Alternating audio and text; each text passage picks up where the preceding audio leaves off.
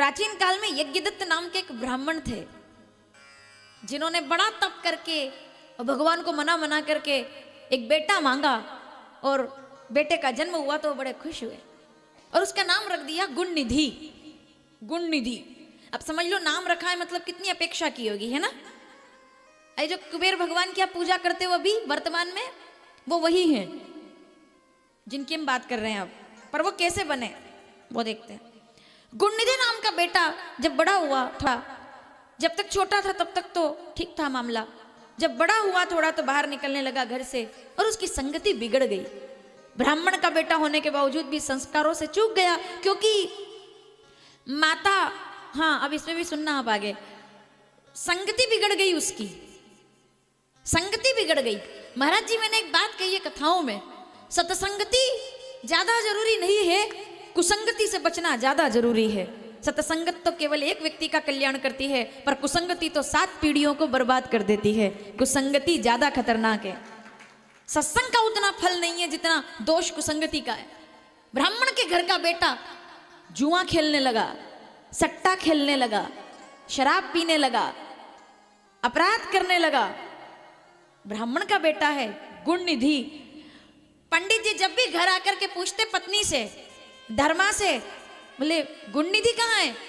अब सबसे बड़ी बात, बहुत प्रेम करती थी अपने बेटे से, लेकिन जरूरत से ज्यादा प्रेम भी बच्चों के लिए श्राप बन जाता है, ये हमेशा याद रखिएगा।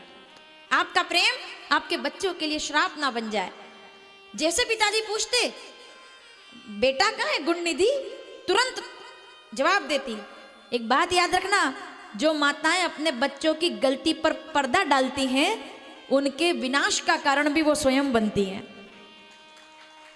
पिता को अनुशासन सिखाया गया है कि अनुशासन पिता रखता है, माता ममता रखती है, रखनी चाहिए ममता, लेकिन इसका मतलब ये नहीं है कि ममता में अपनी आंखें बंद कर ली जाए। जब ममता में आंखें बंद होती है तो 100 बेटों का निर्माण होता है जो महाभारत लेकर के आते हैं, तब उनकी माता को गांधारी कहा जाता है। समझ रहे हैं, कोई कुछ नहीं जाए। और एक बात तो आप भी जानते हो माता, ईमानदारी से बताना, बच्चे का अच्छा बुरा सब सबसे पहले माता को ही पता चलता है।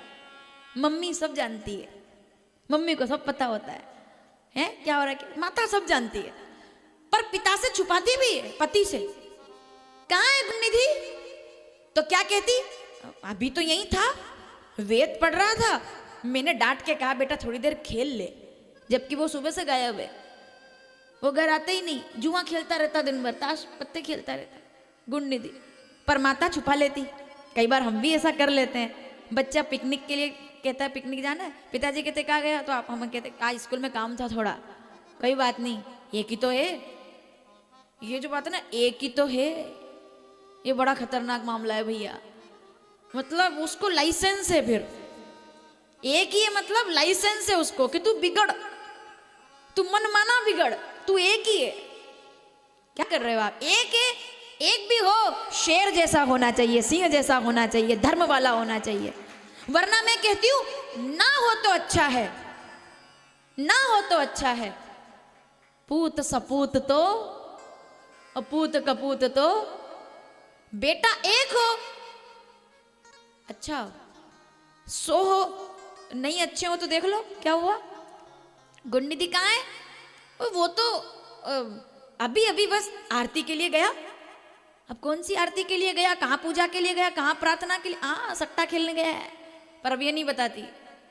माता माता माता नहीं होती, बच्चों के जीवन की निर्माता होती है।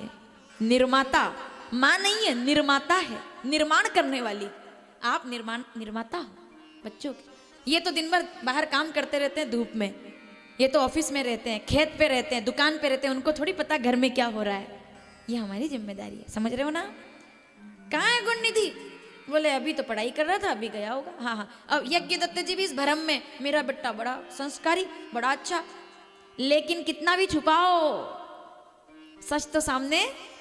और कैसे आया, आप सुनेंगे तो आपको अच्छा लगेगा, सच आया कैसे सामने।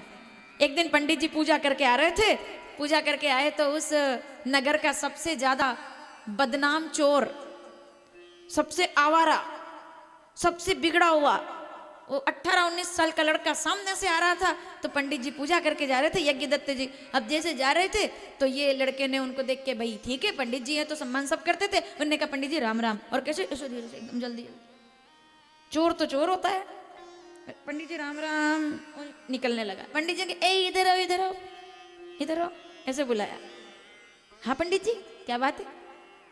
अच्छा तुम तो वही हो ना, उनके बेटे हो? वाह पंडित वही वही वही बिल्कुल, हाँ बड़ा अच्छा, बड़ा नाम सुना तुम्हारा, तुम्हारे बड़े चर्चे हैं भाई। अरे पंडित सब आपकी दया है।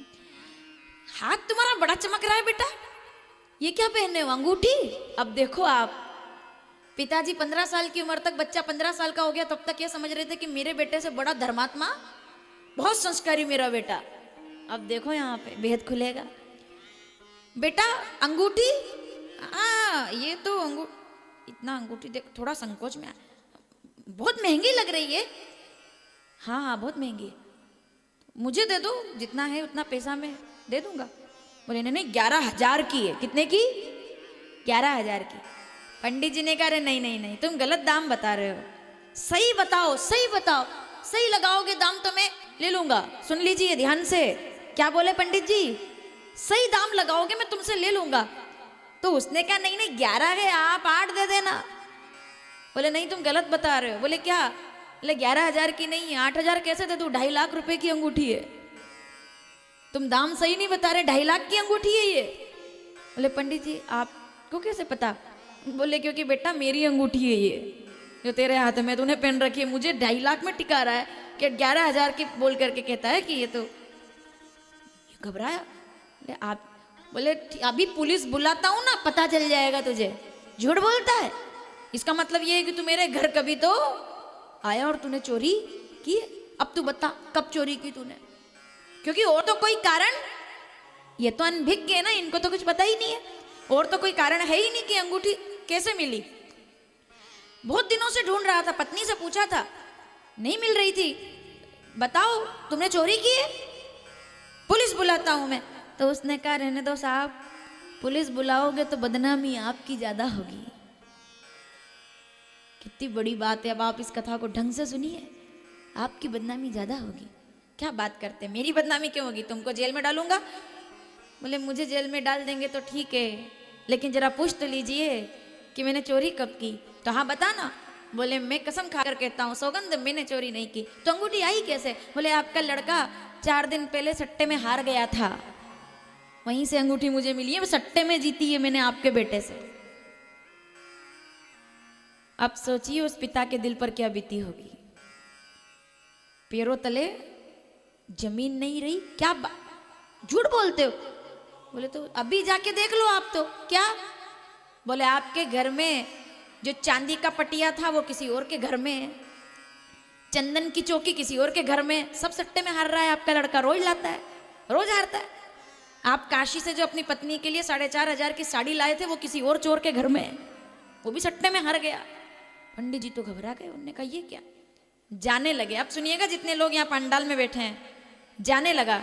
जैसे पंडित जी जाने लगे तो उसको लगा कि ये मेरे को पुलिस में सबूत बता देंगे कि मेरी अंगूठी है, तो वो घबरा करके अंगूठी देने लगा। जितने खुददार और स्वाभिमानी लोग यहाँ बैठे हैं सुनना, वो उसने रोका, पंडित जी रुकिए, मेरा नाम पुलिस में मत लिखवाइए, ये अंगूठी, ये 2.5 लाख रुपए की अंगूठी, ये ले लीजिए, मैं वापिस कर रहा हूं। पंडित जी ने गर्दन झुका करके कहा कि नहीं नहीं चाहिए बेटा, नहीं चाहिए। क्यों? क्योंकि अब इसके जैसी अगर 10 अंगूठी भी अपने हाथ में पहन लूं, तब भी अपने बेटे के द्वारा की हुई उस अपयश और अपकीर्ति को मिटाने का साहस ऐसी 10 अंगूठी में भी नहीं है। अब ये अंगूठी पहनकर मैं कहाँ जाऊंगा? क्योंकि अब तो जो भी मुझे देखेंगे वो, मेरी तो आंखों पर पर्दा था, यही कहेंगे देखो गुणनिधि के पिताजी जा रहे हैं, जो जुआ खेलता है, सट्टा खेलता है, उसके पिताजी जा रहे हैं। अब क्या करें? अंगूठी इंसान का आभूषण अंगूठी थोड़ी है, सोना चांदी थोड़ी है।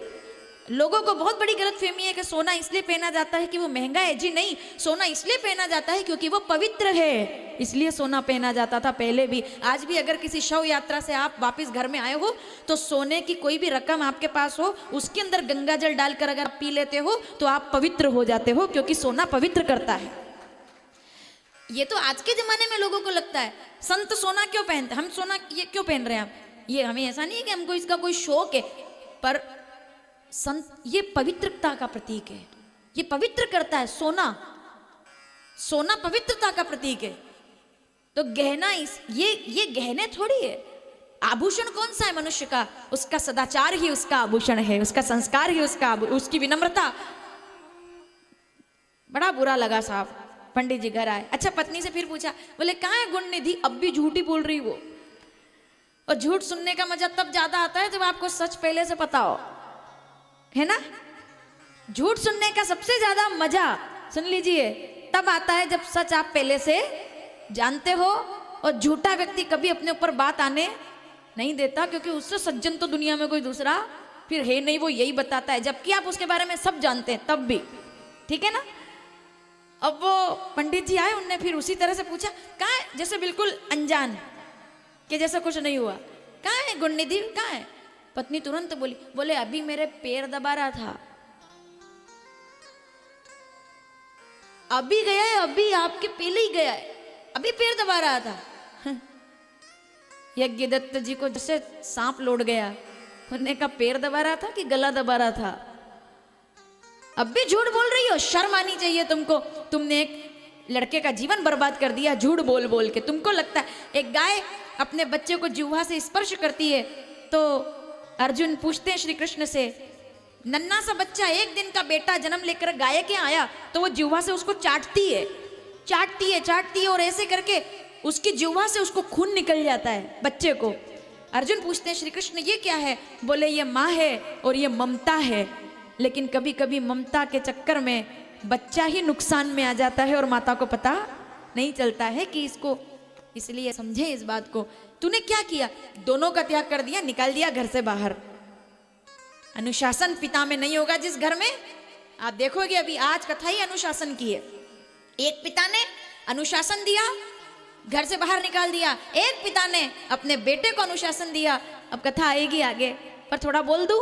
एक पिता ने अनुशासन दिया, आहा, तो अपने बेटे को घर से निकाल दिया, और एक पिता ने अनुशासन दिया। बताइए किसकी बात चल रही है? दिन भर से भूखे बैठे हो जिनके नाम पे। एक पिता ने अनुशासन दिया, बोले माँ ने कहा है यहीं बैठे रहना। बोले वो तो ठीक है, पर विनम्रता होनी चाहिए तुम में। बोले मैं विनायक हूं। बोले ठीक है, त्रिशूल चला करके और गर्दन उतार दी, गणेश बना दिया। बोलिए गणेश जी महाराज की। क्या मतलब है? अनुशासन दे दिया। माता बेटे को विनायक बनाती है और पिता अपने बच्चे को गणेश बनाता है, ताकि वो जगत में नाम रोशन कर सके। उसके लिए अनुशासन त्रिशूल होता है।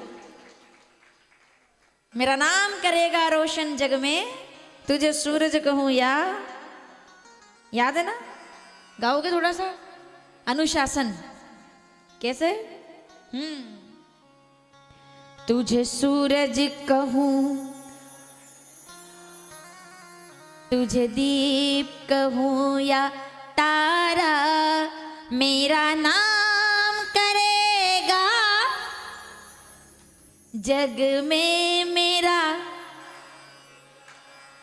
चल उंगली पकड़ के तेरी, तुझे मैं चलना सिखलाऊं, तू हाथ पकड़ना मेरा, जब मैं बूढ़ा हो जाऊं। तू मिला तो मैंने पाया जीने का नया सहारा, मेरा नाम जग में मेरा। मेरे बाद भी इस दुनिया में जिंदा मेरा नाम रहेगा। ओहो, जो भी तुझको देखेगा तुझे मेरा लाल कहेगा। मेरे हाथ में झुर्रियां पड़ गई है, तेरे रूप में मिल जाएगा मुझको जीवन दोबारा, मेरा नाम करेगा जग में मेरा। तुझे सूरज कहूँ या चंदा, तुझे दीप कहूँ या तारा, मेरा नाम जग में मेरा और राज दुलारा सट्टा खेल रहा। राज दुलारा, राज दुलारे को 4 लोग दूसरे घर छोड़ने आ रहे, बोले आंटी जी ये नाली में पड़े थे। नहीं, झूठ में गलत बोल रही हूँ, बताओ।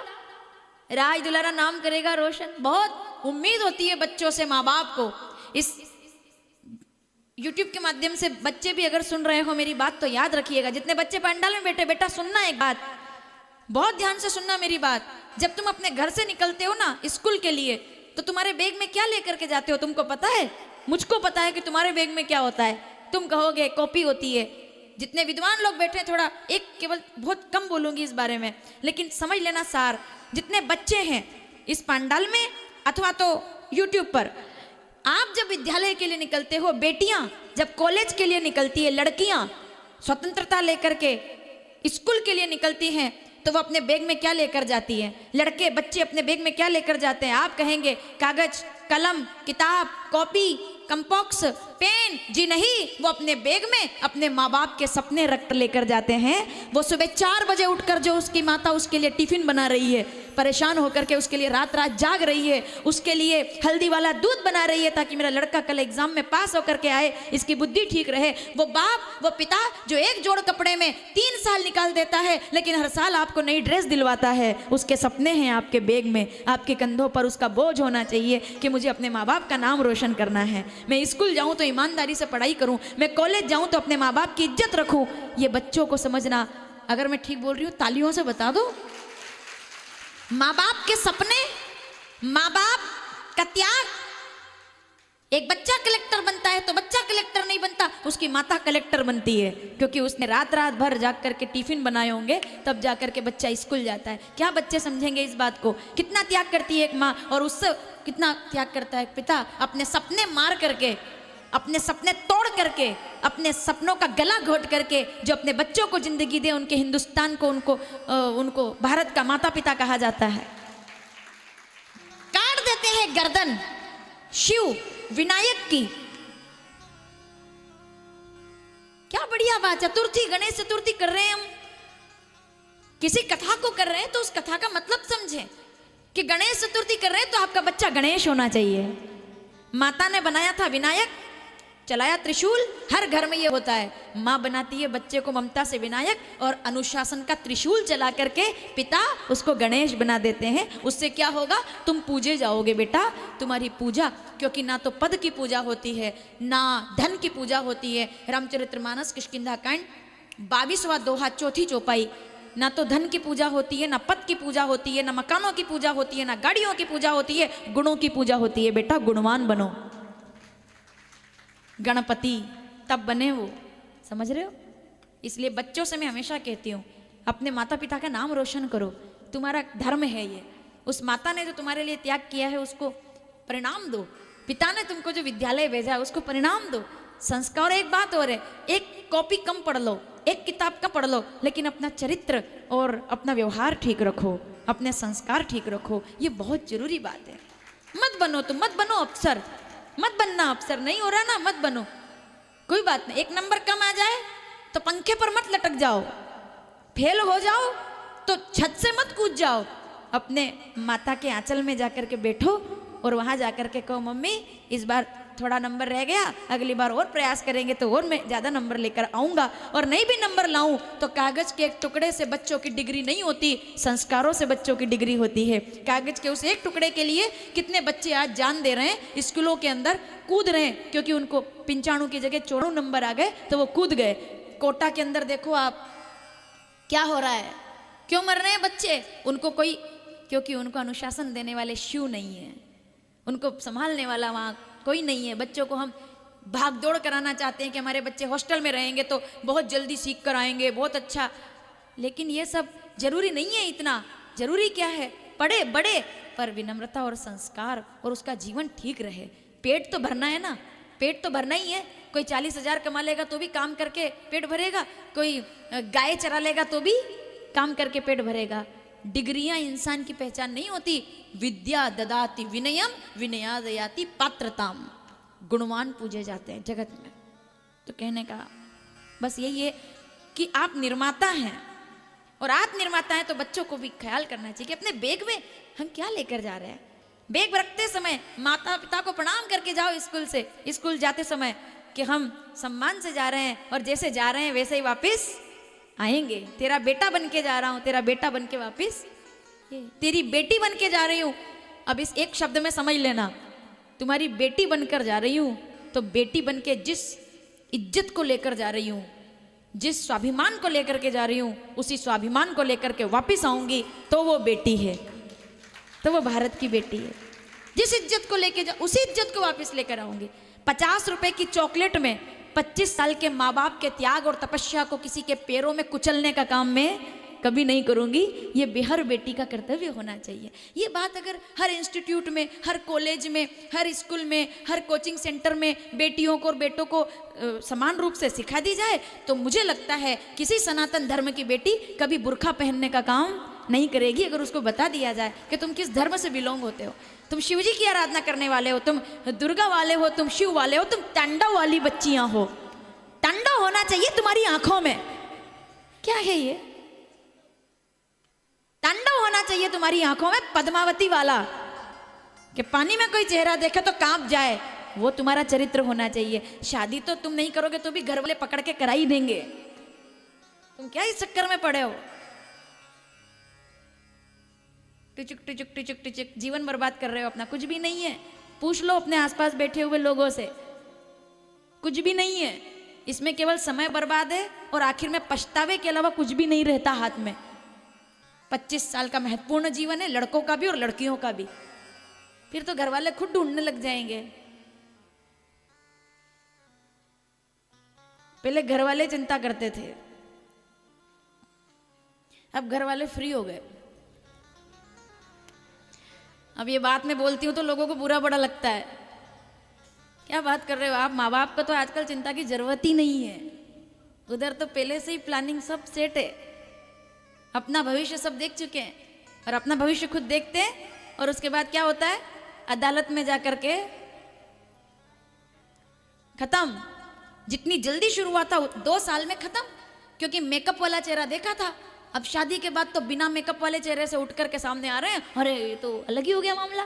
पहले आधे घंटे के लिए मिलते थे तो खुशबू उड़ती थी, अब तो 24 घंटे साथ में। अब तो उल्टियां भी हो जाती है। तो उल्टियां सोरने की ताकत केवल माँ बाप, केवल और केवल उल्टियां सोरने की ताकत केवल माँ बाप में है।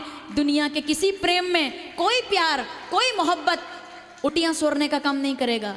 ये मैं दावे से कहती हूँ। तुम्हारी उल्टियां सोरने का काम केवल माँ बाप कर सकते थे। तुम किसी से कितना प्रेम कर लो, वो कभी भी तुम्हारी उल्टियां नहीं सो रही। तुम बीमार पड़े रहोगे तो ये विरोध नहीं है भाई, ये बच्चियों को जगाना पड़ेगा हमको। ये कथाएं तभी सार्थक है, वरना हम यहाँ राम राम करते रह जाएंगे और वो उधर गड़बड़ हो रहा है सब मामला। तो इसके लिए इसमें क्या संकोच है बोलने में? क्या और क्यों डरना चाहिए हमको ये बोलने में कि लड़कियों को लव जिहाद से बचाओ? क्यों डरना चाहिए? और मैं क्यों डरूं? मैं तो अपना पिंडदान करके खुद आई हूं। कल मरते हो आज मर जाए। अब तो ये भी अपेक्षा नहीं है कि घर वाले आके कोई काम करेंगे, अपना अपन खुद करके आ गए। तो क्यों डरे हम? भारत की बच्चियों से मेरा निवेदन है, थोड़ा जागो और केरला स्टोरी देखो क्या होता है, थोड़ा देखो कश्मीर फाइल क्या होता है। ये सब बातें कोचिंग इंस्टीट्यूट और कॉलेज में, हर विद्यालय में सिखाई जानी चाहिए। तब जाकर के कहीं हमारा जागरण हो सके। तो गुण निधि ना बने हमारा बच्चा, समझ रहे हो? उसके लिए आपको निर्माता बनना पड़ेगा। माताओं, आपको जागना पड़ेगा। दोनों को त्याग दिया साहब, दोनों को। तो दोनों को त्याग दिया तो गुण निधि को घर से निकाल दिया पिताजी ने। अब ये इसको रोज चांदी की कटोरी में हलवा खाता था, अब घर से निकाल दिया। दर दर भटक रहा है दर दर। 2 दिन में पता चल जाता है घर से निकलने का क्या मतलब होता है। कोई बेटा ज्यादा ऊंचक उचक करे ना तो 2-4 दिन भेज दो। बोले एक काम कर, तू अपनी जिंदगी अपने हिसाब से जी ले, जा तू जी के बता ले, जा तू जी ले, तू ज्यादा वो कर, तू जी के बता। 4 दिन में वापस आएगा घर। इतनी सुख सुविधा सब मिल रही है, इसलिए ये आंखें दिखा रहे हैं। जिस दिन दाल रोटी खुद कमानी पड़ेगी तब पता चलेगा कि जब मैं 5 साल का था और पिताजी खेत जाते थे, ऑफिस जाते थे, तो मैं खेलता था और पिता मेहनत करते थे। जब खुद मेहनत करेगा तब पता चलेगा कि पिताजी क्या करते थे हमारे लिए, तब पता चलेगा। तो भैया मैं ये नहीं कह रही हूँ कि घर से बाहर निकाल दो,